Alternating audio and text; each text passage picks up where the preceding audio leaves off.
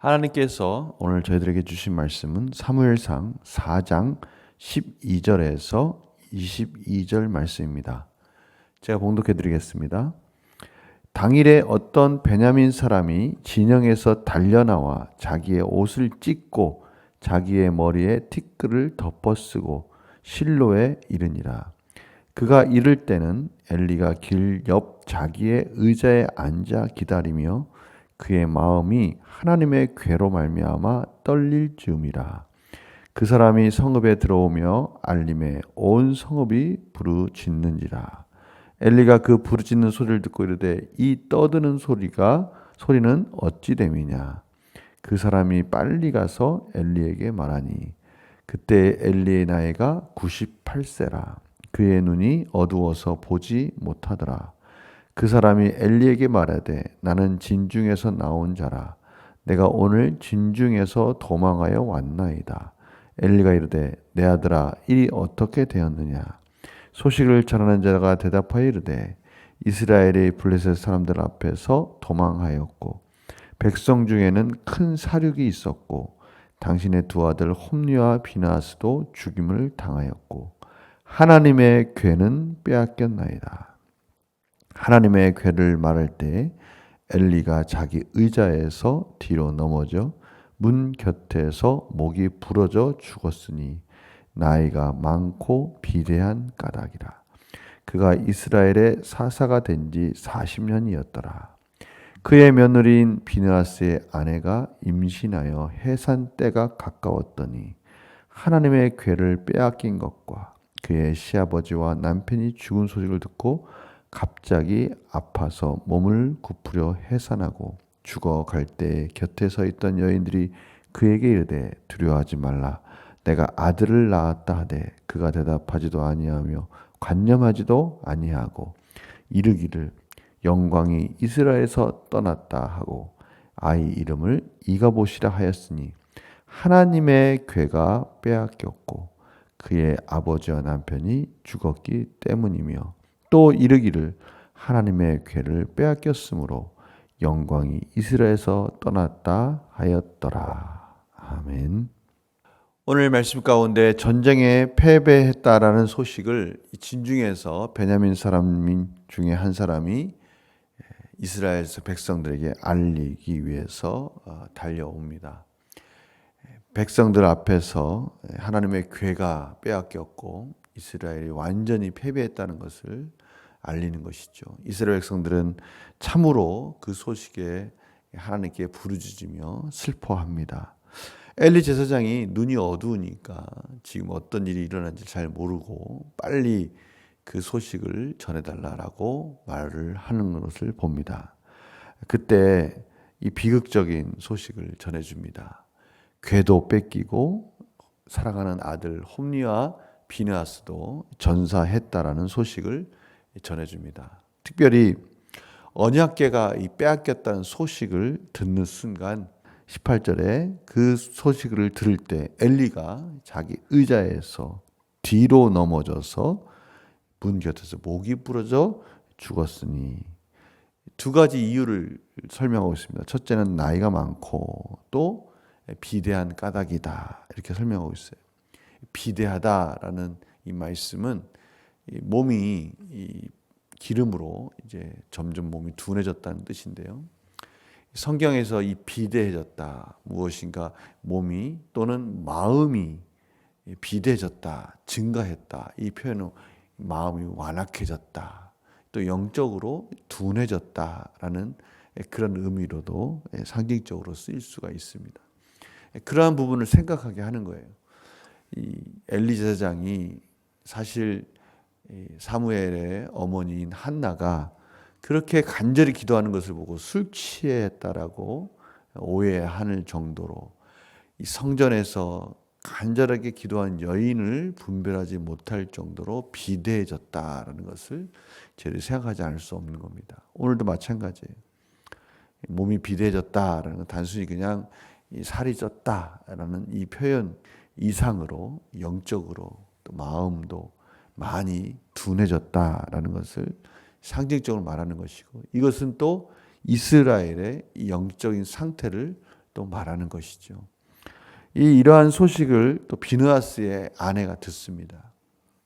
비느하스 아내가 이 소식을 듣고 있었는데요. 또 임신하고 있는 상태였기 때문에 오늘 보니까 해산할 날이 가까웠다고 그랬지 해산할 때가 됐다라고 말하지는 않습니다. 다시 말하면 유산, 완전하게 날달이 다 돼서 출산한 것이 아니라 이 슬픈 소식을 듣는 순간에 충격으로 아이를 출산하게 되는 것이죠. 그래서 이 출산할 때 너무나 힘든 겁니다.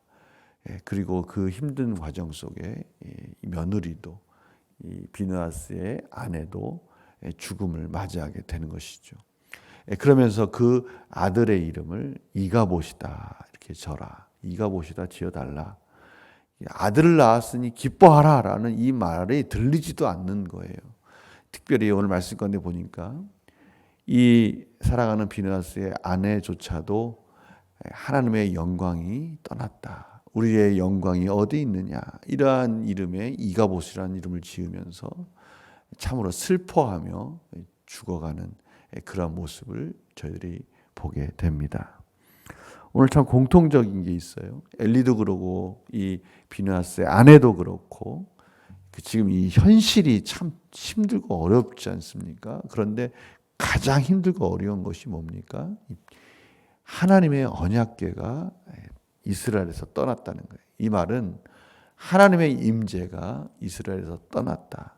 다른 말로 한다면 이스라엘 백성들이 삶에 있어서 존재의 목적이 뭡니까? 존재의 가장 큰 힘과 위로가 뭡니까? 하나님의 사랑이었어요. 하나님의 인자하심.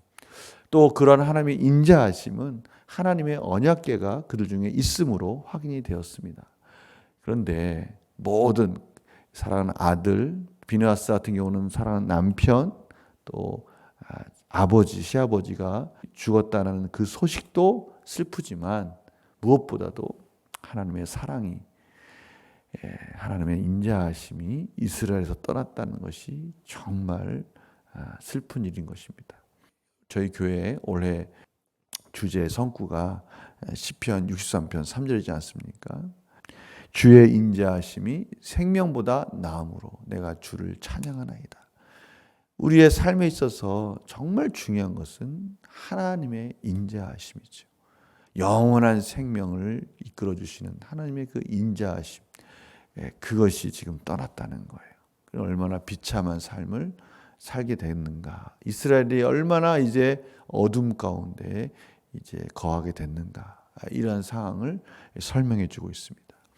이것은 저희들에게도 동일하게 말씀해 주시는 하나님의 메시지인 것이죠. 하나님께서 저희들을 예수 그리스도로 말미암아 구원해 주셨습니다. 그리고 말씀을 주셨어요.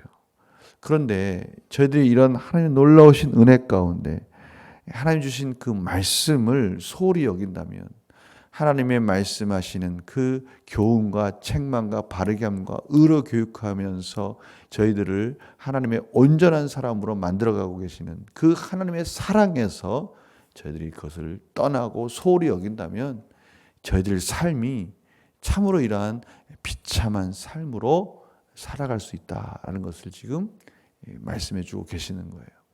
하나님의 자녀가 하나님의 영광을 비추면서 사는 것이 가장 복된 인생 아니겠어요? 하나님의 있어야 될, 하나님이 기뻐야 될 자리를 떠나는 순간에 저희 삶 속에서는 염려와 근심과 두려움과 어둠의 그늘이 비춰지는 것입니다.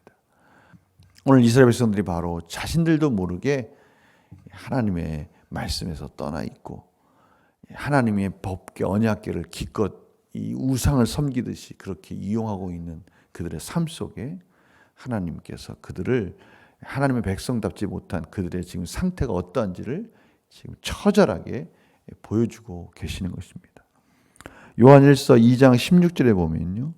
이는 세상에 있는 모든 것이 육신의 정욕과 안목의 정욕과 이생의 자랑이니 다 아버지께로부터 온 것이 아니요 세상으로부터 온 것이다. 그렇습니다. 세상으로부터 오는 육신의 정욕, 안목의 정욕, 이 세상의 자랑, 이런 것들이 우리 삶을, 우리의 영적인 상태를 비대하게 만들고 둔하게 만들면요, 저희들과의 하나님 관계가 그 풍성한 관계가 소원해지고 소홀해지면, 말씀에서 떠나면 저희들 삶도 비참해지는 겁니다. 이 비참해진다는 말이 다른 의미가 아니지 않습니까? 세상 사람들이요, 왜 염려하고 근심하고 두려워합니까? 물질이 없어서 자신이 가지고 있는 한계를 깨닫게 되고, 자신이 가지고 있는 여러 가지 사람과의 관계 속에서 이 문제들이 있다는 건 아는데 풀 방법이 없으니까 염려하고 근심하고 두려워하는 거 아니겠습니까? 그런데 저희들은 어떻습니까? 저희들이 문제가 그것이 아니라는 걸 알고 있지 않습니까? 저희들은 이 세상을 살아갈 때 왜 그렇게 힘들고 어렵냐? 문제는 물질이 없어서, 우리가 무엇이 능력이 없어서, 또는 사람들과의 관계 속에서 내가 어떠한 무언가 자원이 없어서 그런 것이 아니라, 저희들이 힘들고 두렵고 염려하는 것은 하나님의 사랑이 없어서, 하나님의 인자하심이 없어서, 그 생명보다 소중한 그 하나님의 놀라우신 풍성한 은혜가 없어서 그렇다는 것을 알고 있지 않습니까? 요한복음 15장 2절에 보면, 무릇 내게 붙어 있어 열매를 맺지 아니하는 가지는 아버지께서 그것을 제거해 버리고, 무릇 열매를 맺는 가지는 더 열매를 맺게 하려 하여 그것을 깨끗하게 하시느니라 라고 말씀하고 계셔요. 하나님께 붙어 있는 하나님의 백성은요, 하나님께서 지금 그 열매를 많이 맺을 수 있도록, 포도열매를 많이 맺을 수 있도록 깨끗하게 해주시고, 그것을 바로 세워주셔서 그 가지가 열매를 많이 맺도록 가지치기도 해주십니다. 그 말을 묻으십니까? 하나님께서 저희들 가운데 이 세상의 정욕과 안목의 정욕, 육신의 정욕, 이 명예에 대해서 전전긍긍하고 힘들어하고 있을 때, 하나님께서 지금 저희들을 향해서 그 가지를 쳐주기를 원하고 계세요. 그런 것들 때문에 우리의 마음이 비대해지고, 또 우리의 영이 비대해지고, 우리 삶 가운데 참으로 가지지 말아야 될 그런 것들로 인해서 하나님의 관계가, 하나님의 풍성한 교제가 가려질 때, 하나님은 그런 것들을 다 제거하기를 원하고 계신다는 거예요. 오늘 참으로 소중한 이 말씀 우리 마음에 품고, 오늘 하루 하나님이 우리를 향한 그 소망, 비전, 가지를 치고 깨끗하게 하기 원하시는 그 마음을 저희들이 품고, 그런 것들을 제거해 가면서 하나님의 풍성한 교제 속에서 하나님의 영광을 드러내고, 하나님의 자녀로서 부끄럽지 않은 삶 속에서 하나님이 기뻐하는 그 자리에서 오늘도 행복하고 하나님이 기뻐하시는 그런 풍성한 열매를 맺는 그런 하루가 되시기를 간절히 축원합니다. 제가 기도하고 마치겠습니다.